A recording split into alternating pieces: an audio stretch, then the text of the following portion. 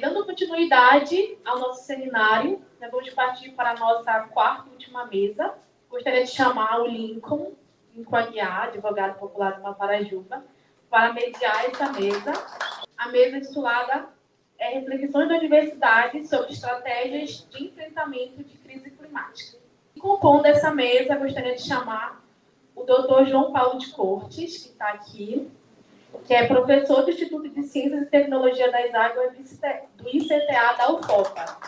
E também o Dr. Gerolamo Trecani, que é professor de Direito Agrário da UFPA, que vai participar online conosco.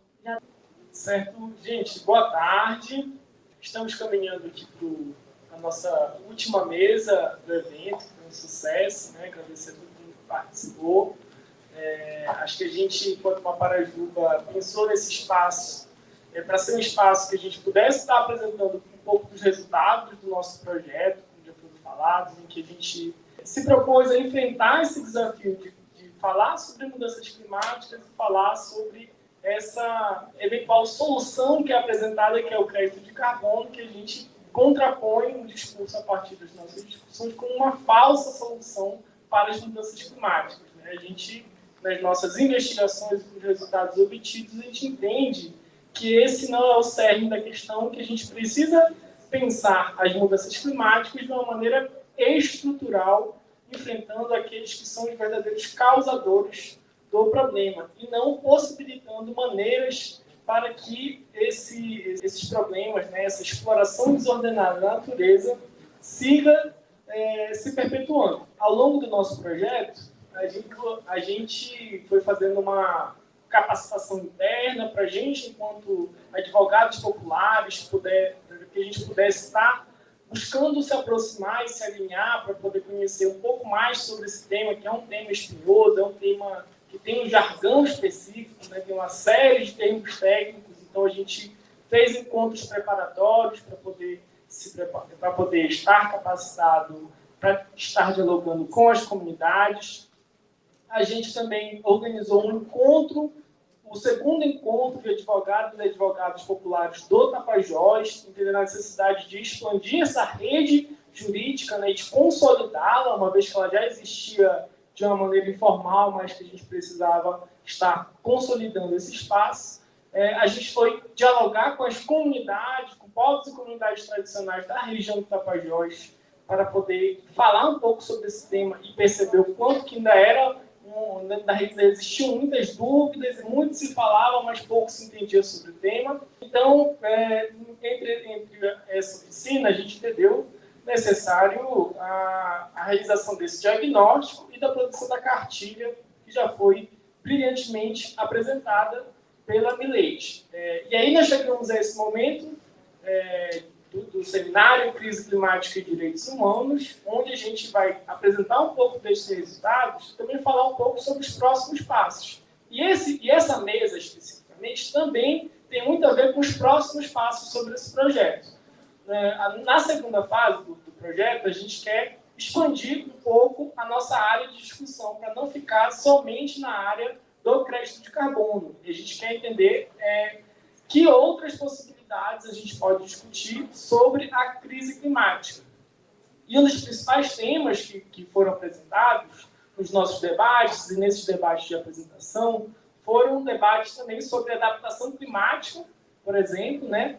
E aí, nesse debate, a gente convidou especialmente o professor João Paulo para poder estar aqui com a gente, falar um pouco mais sobre como o GH, que é o Grupo de Estudos Avançados de Gestão Ambiental na Amazônia, o GH tem sido um grupo de estudos referência aqui na Universidade Federal do Oeste do Pará, para poder estar debatendo essa questão das mudanças climáticas, especialmente nesse tema também da adaptação climática e também da crise hídrica que vem afetando o Tapajós.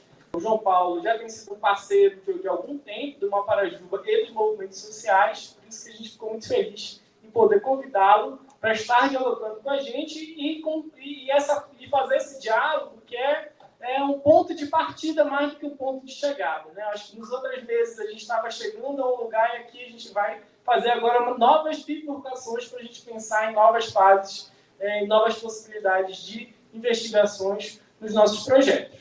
E, de outro lado, na nossa preparação, a gente também entendeu que, para poder entender um pouco melhor sobre os detalhes desse mercado de crédito de carbono, a gente precisa se aprofundar no caos fundiário que é o estado do Pará. Né? A gente não pode falar o mercado de carbono sem entrar nessa questão do direito agrário, da regularidade fundiária, das possibilidades que esse mercado de crédito de carbono tem deixado de lado, né? Não tem conseguido enfrentar. Então, a gente precisa não só olhar o crédito de carbono, mas olhar para o problema anterior ao mercado de carbono, que é o problema da regularização fundiária, é o problema da questão agrária de uma maneira mais ampla no estado do Pará. Né? E não entendendo que por o mercado de carbono ser o tema da vez, ser o tema que está sendo tão debatido, né? Que a gente precisa olhar só para ele, a gente precisa ter um olhar um pouco mais amplo, e por isso, né, entendendo que a gente precisa ter um olhar mais amplo e precisamos nos aprofundar sobre essa questão agrária e fundiária, convidou uma das maiores referências no tema, tanto aqui na Amazônia quanto no Brasil, né, que é o professor Girolamo Treccani, que falará um pouco para a gente sobre as suas investigações sobre esse tema e como que as suas investigações têm algumas interseções com essa questão da crise das mudanças climáticas, como que a gente pode, eventualmente, fazer algum tipo de diálogo com o mercado de crédito de carbono. Né? A gente também está iniciando diálogos para poder fazer novas parcerias no próximo ano. A gente dá início a essa nossa mesa e passa a palavra para o professor João Paulo, já agradecendo mais uma vez pela sua presença. Começo agradecendo, então, imensamente ao convite. É uma alegria muito grande estar nessa plenária hoje, né? Parabenizar também uma Parajuba pela organização do evento e pela produção da cartilha. A cartilha está super interessante, né? E ela é muito, muito relevante mesmo, né? É importante para esse tema que é tão nebuloso ainda. Quando esse convite chegou para mim, eu fiquei um pouco receoso, né? Assim, eu não sou uma pessoa que tem trabalhado com mercado de carbono, né? E como foi dito aqui algumas vezes, esse tema é um tema que ele é cheio das suas tecnologias, né? Enfim, é uma coisa que eu falei e insisti para, olha, acho que vocês, né, devem procurar alguém que esteja trabalhando diretamente com isso, porque realmente o que nós temos trabalhado, né, que tem uma interface muito grande com a água, que é o que nos leva para as mudanças climáticas e para as comunidades tradicionais, tem uma interface com o tema, mas sobre o tema específico, né, que é o que o seminário propõe, com certeza tem alguém que esteja trabalhando mais diretamente. Bom, fui convencido de que sim, eu teria atribuições para fazer aqui, e aí então eu amarrei um pouquinho algumas inquietações, então vai ser uma fala um pouquinho mais ampla, a respeito de 3 conceitos, né, que eu acho que se equiparam à ideia do mercado de carbono, para falar um pouco sobre essa ideia da mercantilização da crise, que já foi citada anteriormente. Né? É isso, né? Essa é a fala mercantilização da crise em 3 conceitos, né? É um trabalho do nosso grupo está dentro do nosso grupo de estudos avançados em gestão ambiental na Amazônia, o GH, e esse é o nosso laboratório Geoterra, Laboratório de Geoprocessamento, Território e Meio Ambiente na Amazônia. Essa fala ela vai ser dividida nesses 3 conceitos que eu trago. O primeiro é o de Objetivos do Desenvolvimento Sustentável, o segundo é o de Bioeconomia e o terceiro de Mercado de Carbono. E no final eu faço um fechamento, né, trazendo tudo isso para a Amazônia. Trazendo para o cenário, então, da discussão que foi proposta, né, que está falando, então, sobre crise climática e direitos humanos, queria também ressaltar ali a arte, né, a arte do nosso amigo Cláudio, acho que ficou, assim, maravilhosa, né, muito representativa do que a gente está falando. Palmas para o Cláudio. E eu acho que a primeira coisa é isso, né, de qual crise estamos falando, né? Então, muitos têm falado em crise climática. Ontem eu tive o prazer de dividir uma outra mesa com o Lincoln, né, e ele trouxe essa ideia dessa necessidade de falar sobre as mudanças climáticas, mas eu acho que antes de chegar na crise climática, é muito importante que a gente entenda que ela nada mais é do que uma manifestação de outras crises mais antigas, né? A gente pode pensar numa crise ecológica de longa data, né? A gente está aí no 6º evento de extinção em massa, dessa vez provocado por nós. A gente tem uma crise nas nossas cidades, a gente tem uma crise civilizatória, né? A gente tem uma crise econômica, né? Um modelo que concentra, né? Um modelo que produz desigualdades. Então, todas essas crises vão culminar na crise climática, né? É importante que a crise climática seja vista a partir dessa perspectiva. E aí, nesse sentido, então, acho que esses três conceitos vão aparecer como alternativas, né, de combate a essa crise climática especificamente. Bom, primeiramente, então, os Objetivos de Desenvolvimento Sustentável, né, os ODS. Os ODS, a ideia inicial dele aparece com os Objetivos de Desenvolvimento do Milênio, lá nos anos 2000, né, nessas primeiras convenções que estavam sendo feitas, olhando especificamente para as mudanças climáticas, e ele teve alguns avanços, né? Então, esses objetivos do milênio são transformados, então, nos Objetivos de Desenvolvimento Sustentável em 2015, a partir desse consenso entre 193 países, que em 2015 ele estipulou, então, que seria a Agenda 2030. Era uma agenda. Dentro desses 17 objetivos, se eu não me engano, tem 169 metas que deveriam ser cumpridas até 2030, né, para que a gente evitasse o pior cenário. E esses objetivos eles estão em áreas diversas, né, áreas que são interligadas, né, mas que estão também em diferentes frentes, como meio ambiente, economia e justiça social. Tá aqui, são lindos, né? Essa arte, também a gente falou da arte do Cláudio, mas essa arte também é muito chamativa, esses quadradinhos coloridos. Então, esses são os 17 ODS. Acho que é uma coisa familiar, né? Imagino, para todas as pessoas que estão aqui. Então, eles vão abordar uma ampla gama de questões, inclui igualdade de gênero, ação climática está entre elas. Eles consideram que esses 3 pilares do desenvolvimento sustentável, social, econômico e ambiental. E eles têm também o princípio da inclusão, então ninguém vai ser deixado para trás.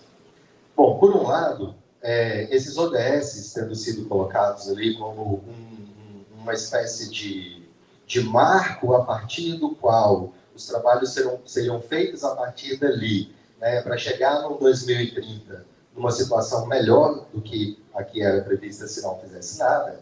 Então, assim, acho que por um lado apareceram alguns avanços, né? Você teve a necessidade de formulação de uma série de mecanismos que permitissem avaliar esses ODS. Primeiro, qual é o estado que estão essas metas, né? A nível nacional, né? Em todos esses países, quais que vão ser os planejamentos, né? Para a gente conseguir melhorar essas variáveis, né? Como que essas variáveis podem conversar entre diferentes países que têm diferentes modelos de Estado, enfim. Então, teve todo um trabalho, né, todo um trabalho para estipular um mecanismo que fizesse esses ODS serem funcionais. Tá? Bom, a gente está muito perto de 2030 e esses objetivos, acho que dá para a gente avaliar, né, que eles caminharam muito pouco. Assim, né? Então, você tem melhorias em muitos desses indicativos, mas você tem também coisas que, sim, essas melhorias são muito tímidas perto do tamanho da crise que a gente vive, perto do que seria necessário, e, por outro lado, você tem retrocessos muito grandes. A pandemia foi um evento que trouxe enormes retrocessos, né? Especialmente quando a gente fala de desigualdades regionais e tudo mais. E aí tem outras críticas, por exemplo, a falta de mecanismos de responsabilização dos Estados, né? Que são responsáveis por fazer com que esses objetivos avancem, né? Então, é isso. Se não avança, tipo assim, tem que avançar, mas se não avançar, tá beleza, né? Então, é um negócio que fica um pouco complicado, né? Ficar à mercê do que, enfim, do governo que está e não do Estado. E aí, é isso, né? Isso foi incorporado em todas as áreas. Aqui está um guia metodológico construindo pontes entre ODS e a mineração. Então, aqui ele vai falar como que a indústria da mineração, né, pode ou deve, né, utilizar esses objetivos para criar uma atividade que seja mais sustentável. Tá? Aí aqui, dentro desse guia aqui, é um guia brasileiro, mas tem outros guias, né? Inclusive tem um guia, ele também é do PNUD, né? Tem alguns cases aqui. O primeiro case, eu vou ler aqui para vocês, está pequeno, né? Então, o case é um da Alban, que reduz o consumo de energia, está falando ali que a empresa conseguiu reduzir o consumo de energia em 70%. O segundo case é o case da Unilever, que está falando do crescimento das marcas sustentáveis, falando que das 20 maiores marcas da Unilever, 17 são marcas sustentáveis, por exemplo, Dove, né? Aí citam outras marcas. Então, esses são os cases. Tá? Na prática, então, a instituição desses ODS mobilizou toda a criação de uma infraestrutura de alinhamento e mensuração, movimentando o mercado da sustentabilidade em torno da demonstração de ações já implementadas, por um lado. Então, por exemplo, você tem ações de preservação de áreas verdes, mas essa preservação de áreas verdes já está prevista no Código Florestal, né? Então, assim, utiliza essas ferramentas que já são para falar assim, olha, a gente está cumprindo o ODS de proteção da vida na Terra, por exemplo, né? Ou implementadas em função de outros fatores, por exemplo, a redução do consumo de energia, né? Você tem o interesse puramente econômico de qualquer empresa, inclusive de qualquer residência, de qualquer um de nós aqui, de reduzir a energia e pagar menos, né? Então você faz isso e no final fala assim, olha, a gente está reduzindo a energia. Então é isso, né? Então você cria todo um mecanismo que no final adianta muito pouco. E aí, só para dar um exemplo, né, eu trouxe isso muito de uma perspectiva pessoal mesmo, né? Então aqui está a página do sistema da universidade, o CIGA. Aqui está a ação, eu estou cadastrando uma ação de extensão, essa ação aqui, está escrito o nome dela ali em cima. E aí eu marquei aqui, então todas as ações que a gente vai fazer, a gente tem que marcar quais são os ODS que aquela ação está ajudando a avançar para no final a universidade conseguir mensurar, né, onde que ela está atuando melhor e tudo mais. Eu marquei aqui, acho que daria para marcar quase todos aqui nesse evento. Tipo, o que eu não marquei, fome zero, né, e alimentação sustentável. A gente está falando um pouco disso também, né? Então daria para marcar ele também, entende? E aí quando eu falo de criação de mecanismos e, né, de colocar todos os estados para olhar para isso e tudo mais, é disso aqui que eu estou falando em vários níveis, né? Dentro das empresas, dentro das instituições, todo mundo tem que se mobilizar, agora a gente tem que pensar em ODS. O segundo, que é a nova estrela, é a bioeconomia, né? Em que está acontecendo exatamente a mesma coisa. De 2022 para cá, todo mundo tem que pensar em bioeconomia.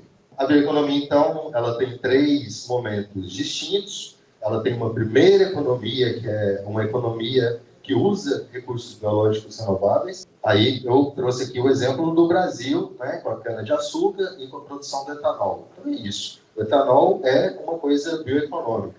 O etanol produzido no Brasil começou a ser produzido em 1920 como uma forma de diminuir a dependência externa do petróleo e, por outro lado, salvar a indústria canavieira, né? A indústria canavieira, que é a indústria colonial desse país. Aqui, um exemplo, né, de como que a gente não se liberta dessa colonização.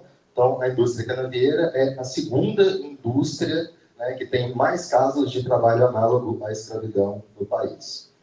Isso é bioeconomia dentro do primeiro dos conceitos da bioeconomia, tá? O segundo conceito da bioeconomia, ele já vai trazer, que vem a partir dos anos 2000, ele já vai trazer uma integração entre a biotecnologia e a sustentabilidade.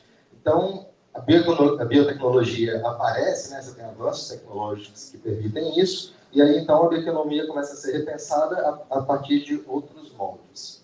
Aí um exemplo, o etanol de segunda geração, que é o E2G, o combustível do futuro. E, por fim, tem essa bioeconomia que a gente tem falado muito, né, que a gente tem falado ultimamente, que já é uma economia circular, de baixo impacto, que vai levar muito em conta os ciclos curtos da economia, uma economia aliada à conservação ambiental, produção sustentável, agricultura familiar, cadeias extrativistas, né? Então, é um pouco dessa bioeconomia que se tem falado na Amazônia, que tem sido demandada nos editais, né, que a gente tem sido conclamado a pensar nela, né, independente das áreas, né? Aí aqui a crítica, né? Na Amazônia, esses circuitos, bom, a gente já estava falando antes que, primeiro, bioeconomia na Amazônia é o que sempre houve. É o que essas comunidades estão fazendo desde sempre. Né? Bom, acho que começa por aí. E, em termos teóricos, né, essas ideias têm sido investigadas já há décadas. Né? Então, eu trago aqui como exemplo o trabalho do professor Francisco Costa, né, o Chiquito, lá da UFPA, que, desde os anos 80, está investigando aí a cadeia do açaí, né, a cadeia dos produtos de circuitos curtos e tal, e, assim, com grandes avanços. Né? Então, a gente hoje tem um entendimento amplo sobre essas cadeias, né, em muitas partes. E já é aí pesquisas de décadas, né? Tem grupos de estudos muito bem consolidados.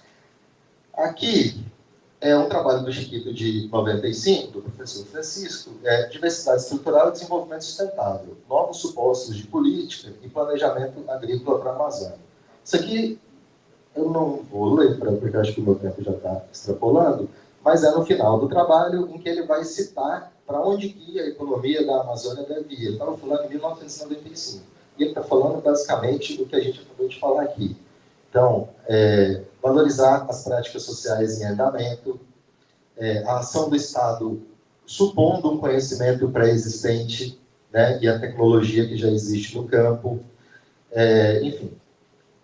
E aí aqui é isso, né? Os últimos editais, todos falando de bioeconomia aí, a partir de 2022, isso tem sido a tônica, né, do tema, né? Então isso tem mobilizado todo mundo que trabalha. Você trabalha com recuperação florestal, tem um edital para isso, mas você tem que colocar bioeconomia. Você trabalha com clima, tem que colocar bioeconomia. Trabalha com direitos humanos, arranja a bioeconomia lá para colocar, né? Para conseguir o financiamento.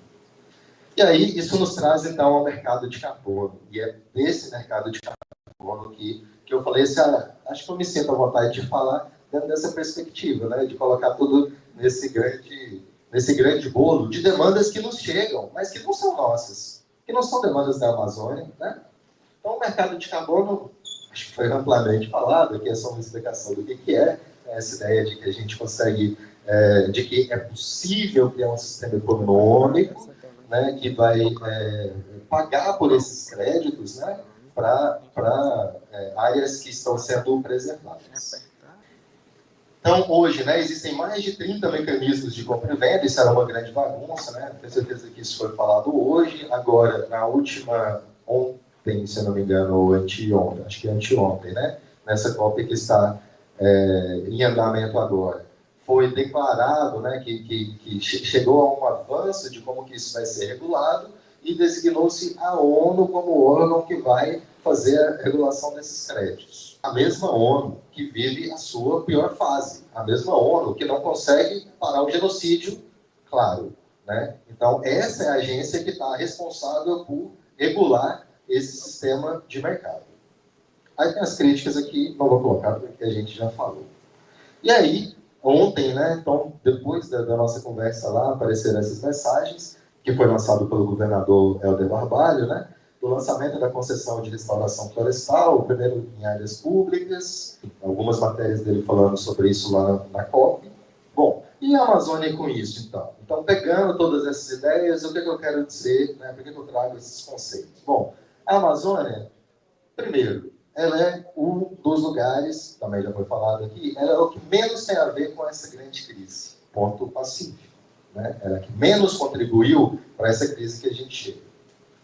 E, ao mesmo tempo, ela é onde tem um dos maiores potenciais de resiliência, porque existe um repertório adaptativo muito grande. Né? Então, você tem muitos povos que vivem de muitas maneiras diferentes, você tem uma diversidade muito grande. E essa diversidade é um ativo muito grande. Né? Essa diversidade tem um valor intrínseco que a gente não consegue mensurar. Né? Então, são tantas pessoas fazendo coisas de tantas maneiras diferentes que provavelmente alguma delas funciona para uma construção melhor, para uma ocupação do espaço melhor, para resistência à seca, para resistência à cheia e assim por diante.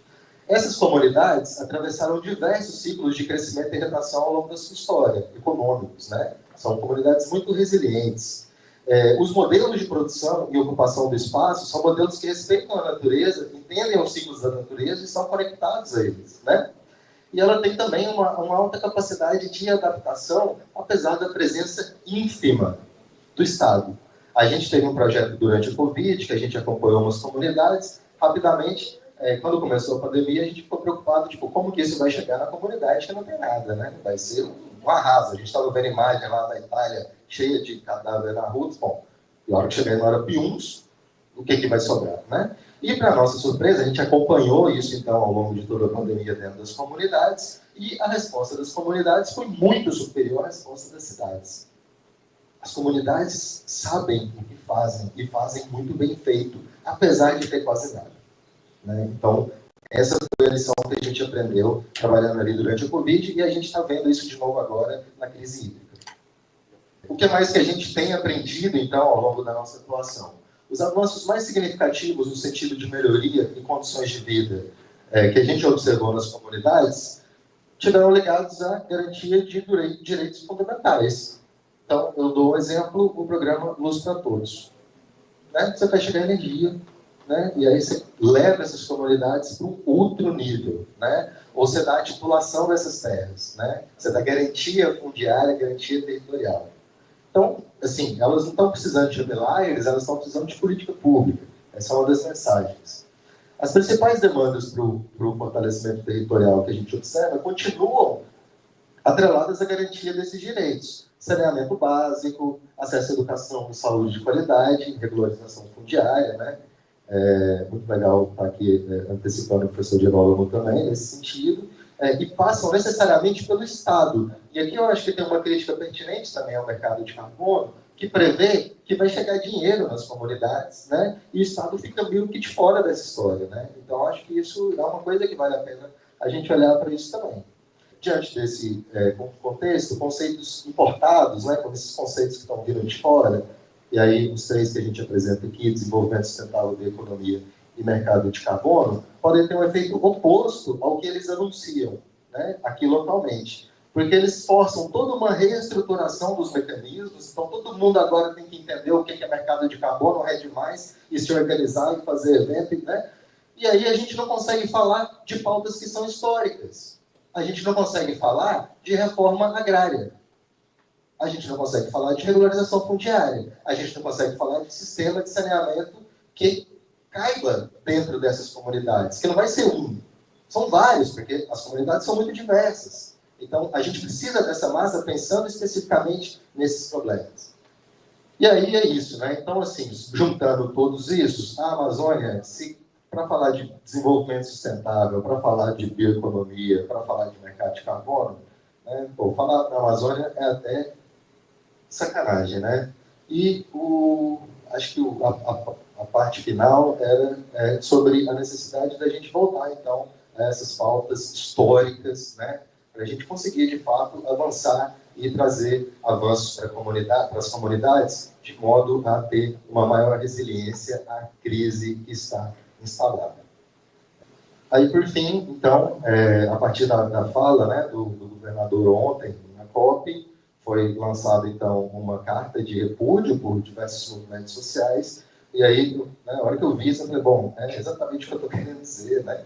O pessoal está falando lá. Eu fiquei muito feliz, assim, de ter visto isso. Então, ó, representantes das organizações assinaram uma nota de repúdio na qual afirmam que Barbalho ignorou o fato de que, aspas, as comunidades vivem, manejam e preservam a floresta há milênios, utilizando a biodiversidade, a água e a terra para garantir sustento com autonomia e abundância. Segue a nota. O que o governador propõe como novidade para o mercado global é, na verdade, um modo de vida que praticamos há milênios. É isso. Muito obrigado. Antes de tudo, gostaria de saudar todas e todos que estão nos acompanhando, seja no auditório em Santarém que pela internet. Agradecer o convite que as companheiras e companheiros de Maparajuba fizeram e destacar que não é à toa, eu entendo, que este evento tão importante se realiza no auditório do Ministério Público do Estado do Pará, que foi, junto com o Ministério Público Federal e a Defensoria Pública do nosso Estado, quem já há algum tempo começou a discutir esta realidade. Antes de tudo, eu gostaria de dizer que é muito feliz este cartaz e a própria ideia de se associar o debate sobre a crise climática e os direitos humanos. Os negacionistas entendem que não existe crise climática, assim como diziam que não existia Covid, apesar dos milhões que, infelizmente, faleceram. Alguém acha que crise climática é algo que virá, não se sabe bem quando, num futuro meio longe. Talvez não estão enxergando que este futuro já chegou. Que nós precisamos, portanto, caminharmos para que se possa efetivamente enfrentar melhor este debate. A primeira questão que gostaria de levantar é algo bastante trivial. Aliás, boa parte daquilo que vou dizer parece ser trivial. E a primeira questão é exatamente isso. Eu não sei se vocês conhecem, mas eu desconheço qualquer árvore, qualquer verdura, qualquer produto vegetal que não tenha suas raízes num determinado chão. Porque este chão, aonde essas raízes estão fincadas, é de alguém. Pode ser propriedade pública, pode ser propriedade particular. E, por enquanto, nós não temos, a nível federal, normas que regulamentem este assunto. Nós não temos, por enquanto, uma norma federal que regulamente esta atividade. Só temos um projeto de lei que, como foi anunciado, está avançando e, no meu entender, está avançando num rumo que não sei se é exatamente aquele que nos interessa. Se nós partirmos do pressuposto de que só existem duas possibilidades, isto é, ou a terra pública ou a terra particular.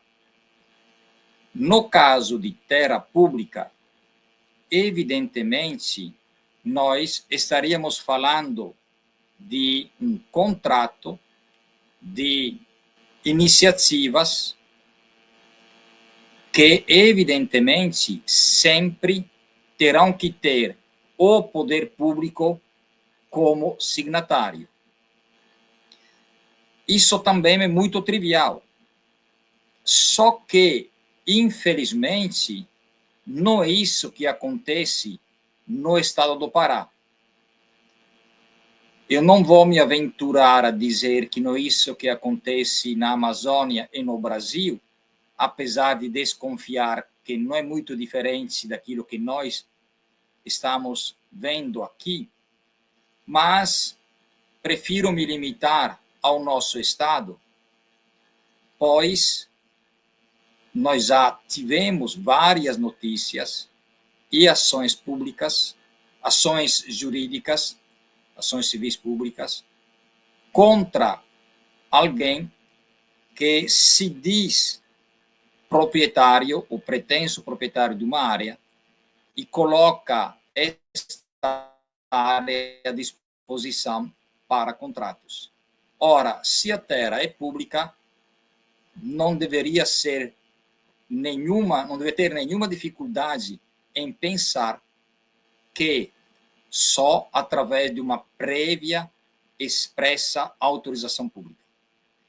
Só que aqui temos um outro problema, porque se a terra é pública, não é do presidente da República, do governador, do prefeito ou de qualquer autoridade de plantão. Se nós entendermos que a Constituição Federal é quem regulamenta as relações sociais no Brasil, e vamos lá no artigo 1º, parágrafo 1º, e vai dizer que todo o poder emana do povo, esse povo é o dono desse patrimônio. Portanto, o presidente da República, o governador, o prefeito, só é gestor de algo que é de todos. Digo isso porque, quando se trata de oferecer, como o Estado do Pará está oferecendo, algo que é de todos, nós, enquanto sociedade, nós, enquanto cidadão deste Estado, temos o direito, diria eu, preferencialmente, o dever de nos preocupar. Porque, depois de tudo, como foi colocado anteriormente, nós estamos diante de contratos de 20, 30 anos. Portanto, o que está se hipotecando não é exclusivamente o presente, mas o futuro. E aqui, evidentemente, fazendo referência ao caput do artigo 225 da Constituição Federal, nós precisamos ter a responsabilidade deste pacto intergeneracional que faz com que precisamos entender melhor aquilo que está acontecendo, aquilo que irá acontecer. O Dr. Felício Pontes, que trabalhou durante muitos anos em Santarém, conta como povos indígenas da América do Norte, todas as vezes que têm que tomar uma decisão, se reúnem e pensam qual o impacto dessa decisão para 1, 2, 3, 4 gerações.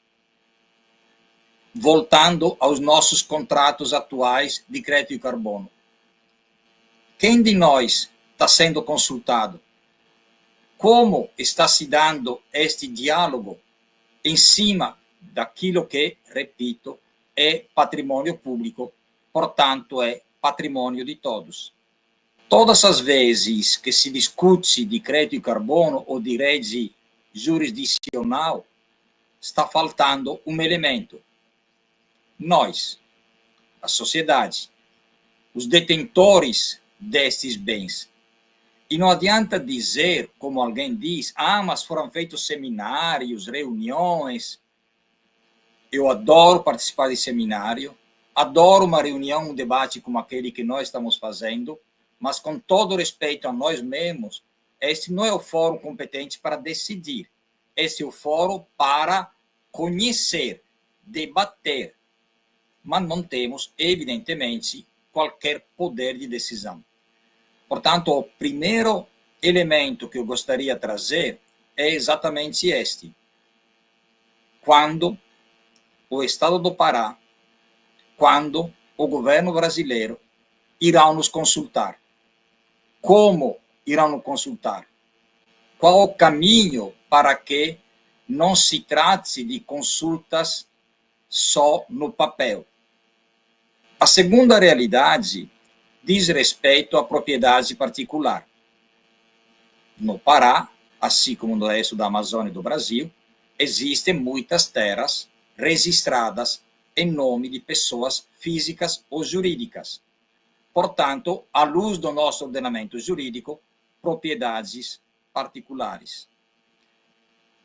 Quando se trata de contratos entre particulares, alguém poderia invocar um princípio geral do direito civil, que é que as obrigações entre particulares dizem respeito exclusivamente a eles. No meu entender, porém, no caso de crédito e carbono, não é bem assim. Por quê? Apesar de serem contratos entre particulares, sem resíduos, portanto, pela vontade das partes, esta vontade das partes incide num bem ambiental, terra, floresta, que é sensível e precisa, portanto, do acompanhamento de toda a sociedade e, de maneira especial, evidentemente, do poder público via Ministério Público Federal e Estadual. Não vamos cair no conto de que o debate é entre eles.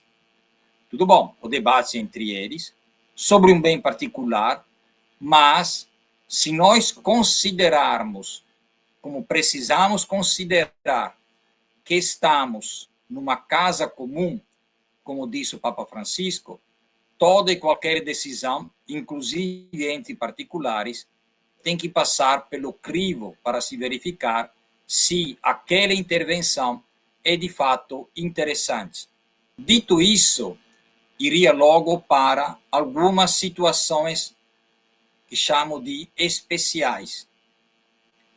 Antes de tudo, contratos envolvendo territórios indígenas. E aqui eu invoco aquilo que está escrito no caput do artigo 231 da nossa Constituição Federal, que utiliza a expressão é reconhecido. Isto é, a partir de 1988, de maneira explícita, e aí, evidentemente, isso fere de morte matada aquela ideia estapafúrdia do Congresso Nacional do marco temporal. Ora, direito originário não pode ter nascido em 1988. Eu sou a favor de um marco temporal, mas poderíamos pensar outros marcos temporais. Por que não pensar, por exemplo, no marco temporal de 1934, a primeira Constituição Federal que reconhece o direito territorial dos povos indígenas? Ou por que não pensar no marco temporal de 1670, quando um decreto do então rei de Portugal também reconhecia o direito territorial destes povos? Qualquer que seja o marco temporal, com certeza nunca será 1988. Isso nos leva também a uma outra consequência. Quando a Constituição fala é reconhecido, evidentemente não está falando dos territórios indígenas, das terras indígenas, devidamente identificadas, demarcadas, homologadas. Mas sim está falando de todas as terras ocupadas por essas populações. O processo de demarcação, o processo de emissão de um decreto presidencial, ele é consequência desta realidade. Trazendo, portanto, este debate para contrato de crédito de carbono que envolvam populações originais, não se pode nunca, de maneira alguma, esquecer que essas populações, para poderem ser envolvidas nesse debate, temos que passar pelo crivo do protocolo de consulta prévia, livre, informada, e eu acrescentaria, como foi falado ainda há pouco,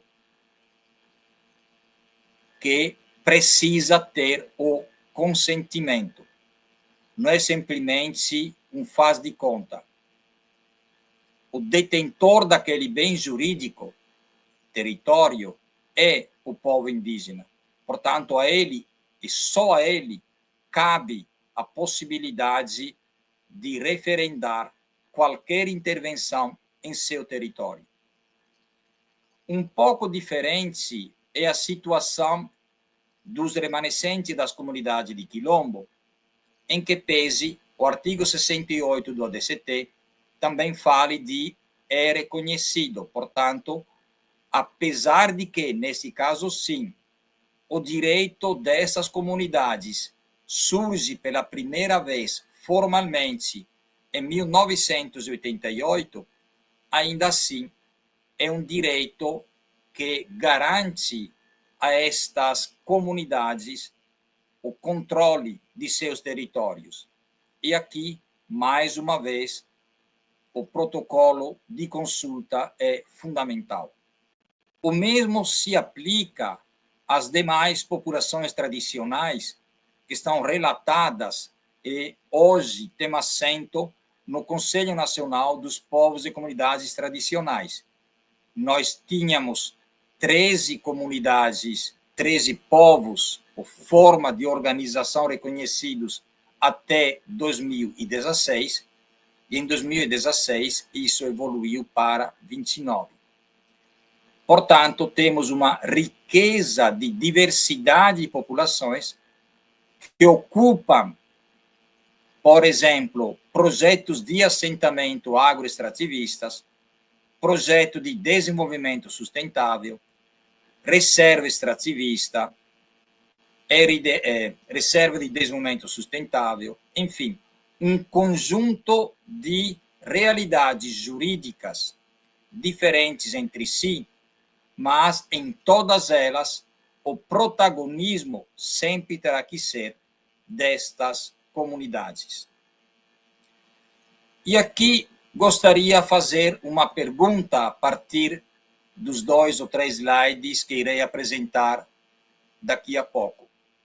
Mas uma pergunta que merece, talvez, uma reflexão de cada uma e de cada um de nós que estamos participando desta conversa.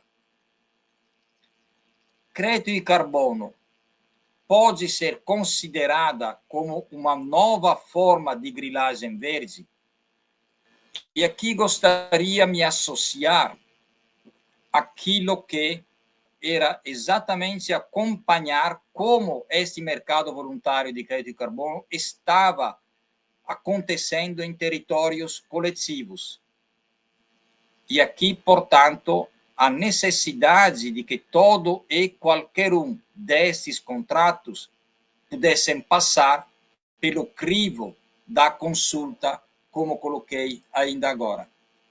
Também porque, nessa nota técnica, se mostram as sobreposições entre contratos já celebrados e unidade de conservação. E aqui, evidentemente, são contratos nulos, pois ninguém pode se apropriar de algo que não é dele. O mesmo pode ser dito, e este mapa do município de Portel, elaborado pela Defensoria Pública do Estado do Pará, no caso de projetos de assentamento agroextrativistas. E aqui gostaria de chamar a atenção sobre qual o objeto desta ação judicial: assegurar o direito ao território, posse e propriedade e atividade agrária às famílias beneficiárias. O que se assistiu em Portel foi algo que não tinha razão de ser, exatamente porque estava se esbulhando, algumas vezes como consentimento, na grande maioria dos casos, à revelia destas comunidades, consentimento de algumas pessoas cooptadas por essas empresas, mas não num diálogo com toda a comunidade. E aqui gostaria de chamar a atenção, antes de fechar, a um ofício que foi remetido recentemente, 16 de outubro de 2024, pelo Ministério Público Estadual e Federal para o secretário de Meio Ambiente, pois, como nós estamos vendo pelos jornais, o governo do Pará está dizendo que está colocando à disposição para contratos terras indígenas, unidade de conservação federais. Qual é o direito que o governo do estado tem para colocar à disposição aquilo que não é dele.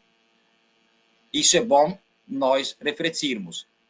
Por isso que é fundamental que nesses contratos se apresente uma matrícula atualizada para se verificar se não é grilagem, e a obrigatoriedade de se verificar a localização desses contratos, seja no SIGEF, no Sistema de Gestão Fundiária do INCRA, onde tem todas as áreas georreferenciadas, seja no CAR, para verificar se não tem sobreposição com CAR de povos e comunidades tradicionais. E aqui fecharia com este mapa, que é o mapa lá da Jari. Área que a antiga fazenda Saracura, hoje gleba estadual Araiolos, portanto, terra de propriedade do estado do Pará, que essa empresa está oferecendo como base jurídica para seus contratos de crédito e carbono. E aqui finalizo com uma pergunta que eu fiz ainda agora. Será que crédito e carbono, num caso como esse, não se trata de uma nova modalidade de grilagem? Obrigado.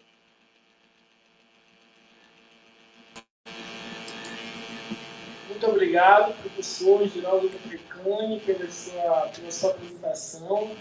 Aqui a gente percebe na sua fala muita interseção com a fala de outros convidados aqui da nossa mesa, né? Especialmente com as falas do Dr. Heleno, do Dr. Edmani, contando um pouco da atuação do Ministério do Estado do Pará, mas também com a fala do Magnante, né, que é lá da região do Jari, que acompanha de perto essa questão do Jari, do conceito do cancelamento das matrículas da Jari, da Fazenda Saracura, da Arraiolo. Né? Então, nossas falas estão bem conectadas. E também destaca a conexão da própria pergunta, né, sobre essa questão da grilagem dele com a nossa cartilha produzida e apresentada hoje aqui por Mileito, né?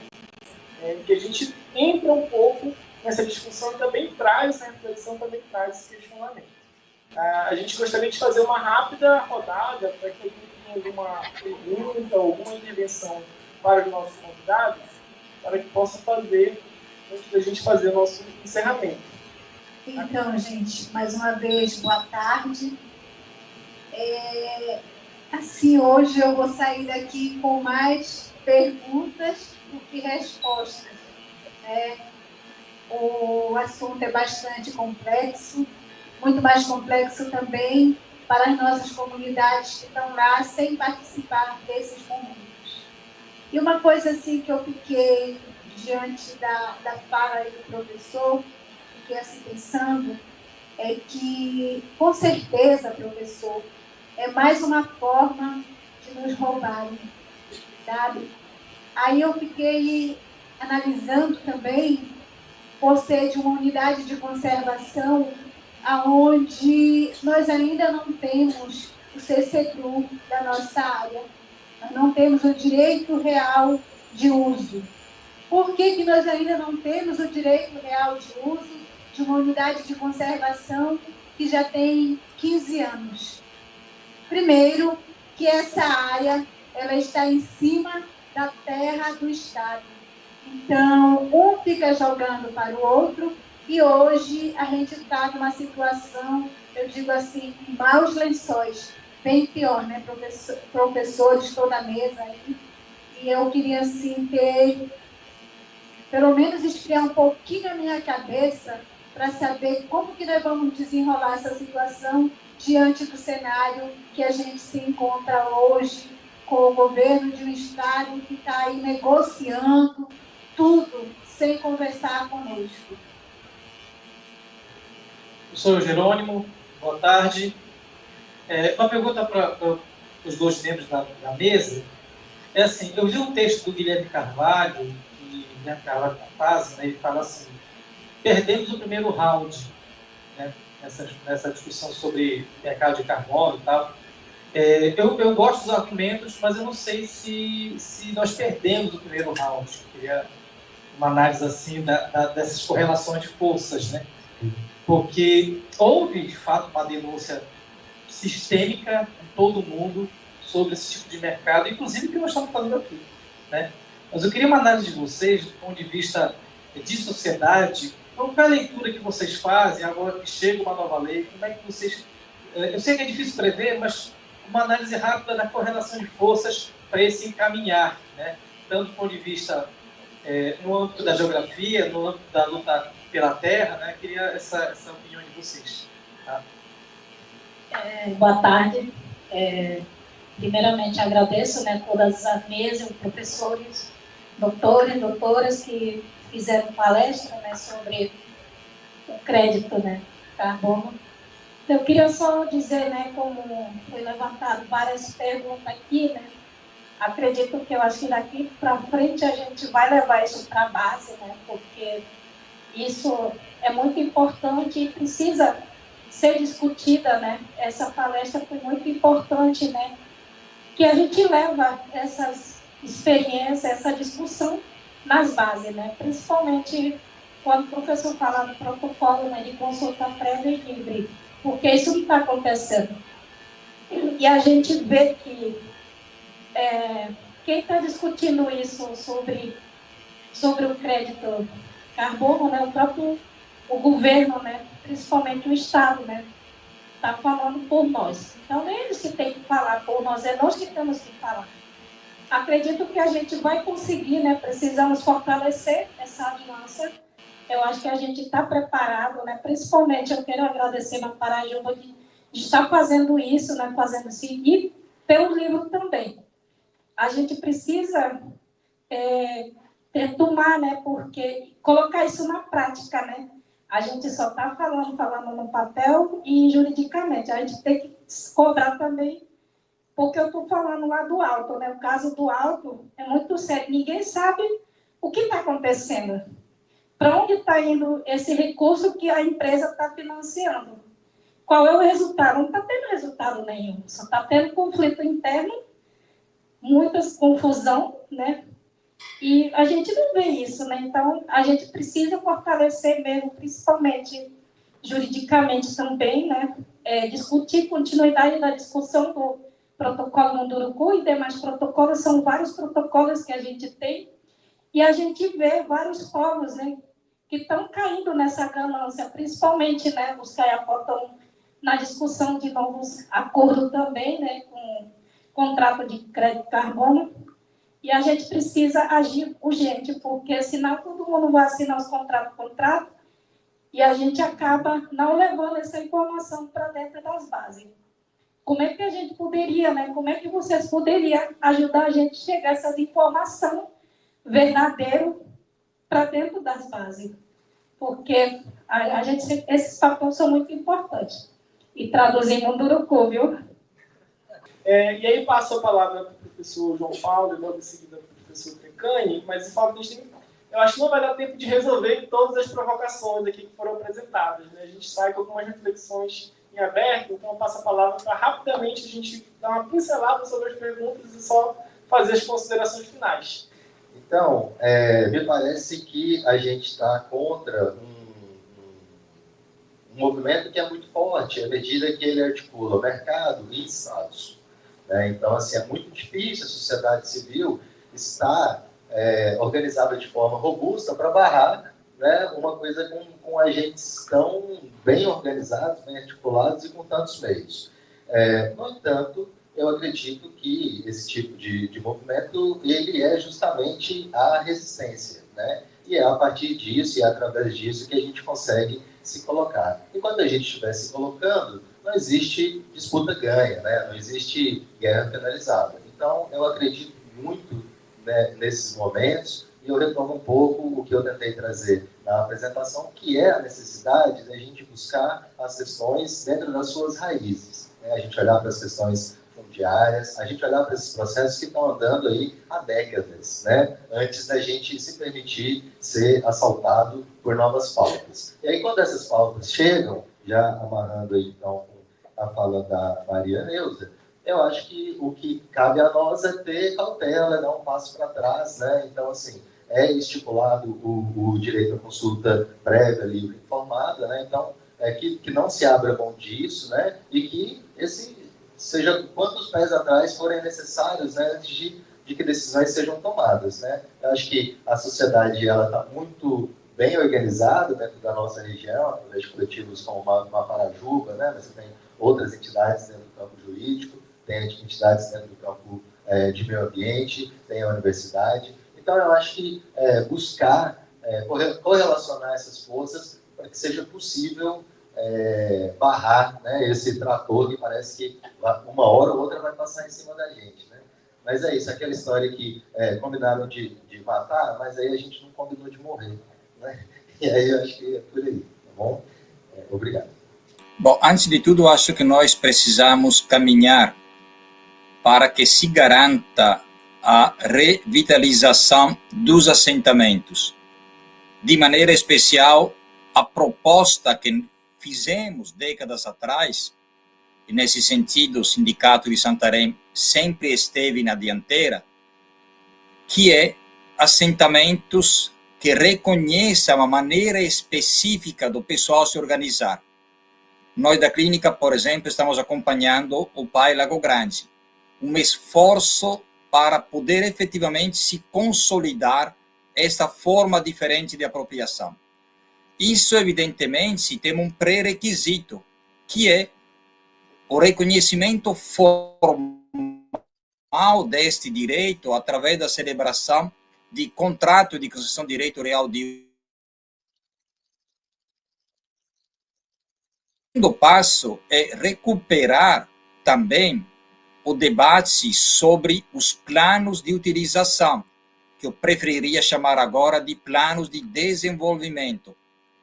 E só para finalizar, a nossa clínica está acompanhando um trabalho do município de Afuá, onde estamos discutindo não só a elaboração do protocolo da comunidade, com tudo aquilo que vocês já discutiram e sabem, mas também de um plano integrado de desenvolvimento. Eu sou totalmente a favor do pagamento dos serviços ambientais. Contrato de crédito de carbono não é ruim em si, é péssimo da maneira como a qual está sendo executada esta experiência agora. Mas nós temos sim a capacidade de apontar novos caminhos. E aqui, evidentemente, o Ministério Público Federal e Estadual poderão nos ajudar, como sempre ajudaram. Obrigado. Queria agradecer a participação do professor Trecan e do professor João Paulo. Como falei no início, é um pontapé inicial para algo que a gente quer desenvolver com mais calma, com mais paciência, com mais encontros, junto aos dois professores e aos dois grupos de pesquisa como um todo, né? Então, eu te agradeço mais uma vez. Muito obrigado. Encerramos essa que é a última mesa do nosso seminário Crise Climática e Direitos Humanos.